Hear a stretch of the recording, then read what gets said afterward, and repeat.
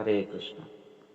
तो आज के इस कोट में श्रील प्रभुपाद कहते हैं कि एक लीडर में, एक नेता में जो गुण होने चाहिए वो है कि वो सदैव शांत रहना चाहिए, पीसफुल रहना चाहिए, उद्विग्न नहीं होना चाहिए, वो उसके इंद्रियों के ऊपर उसका नियंत्रण होना चाहिए, सेल्फ कंट्रोल होना चाहिए,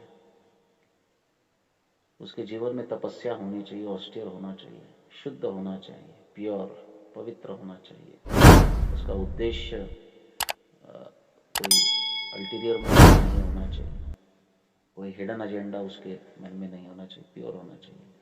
आचरण में, विचारों में वो शुद्ध होना चाहिए। टॉलरेंट, उसमें सहनशीलता होनी चाहिए, तितिक्षा होनी चाहिए। ऑनेस्ट, वो ईमानदार होना चाहिए, उसके मिशन के प्रति, उसके कार्य के प्रति वो ईमानदार होना चाहिए। वाइज, बड़ा बुद्धिमान होना चाहिए, क्योंकि अनेक परिस्थितियां उसके कार्य में आएगी, तो उसको सुलझाने के लिए उसे बुद्धिमान होना चाहिए, तीक्ष्ण बुद्धि का होना चाहिए। लर्नेड, उसने शास्त्र का अध्ययन करना चाहिए, उसको ज्ञान होना चाहिए कि वो जिस कार्य को कर रहा है उसको किस किस प्रकार से अच्छी तरह किया जाए। और वो धार्मिक होना चाहिए, उसे पता चाहिए धर्म क्या है, अधर्म क्या है, और धर्म का आचरण उसने करना चाहिए। लर्नेड यानी धर्म का ज्ञान होना, और रिलीजियस यानी धार्मिक होना। उसे ये पता होना चाहिए कि वो क्या कर रहा है। एक लीडर के लिए, एक नेता के लिए ये बहुत आवश्यक है। देखिए, भगवान भगवद गीता में कहते हैं, यद्यद आचरति श्रेष्ठ तत्तदेवेतरो परः सयत् प्रमाणम कुरुते लोकस्तदनुवर्तते।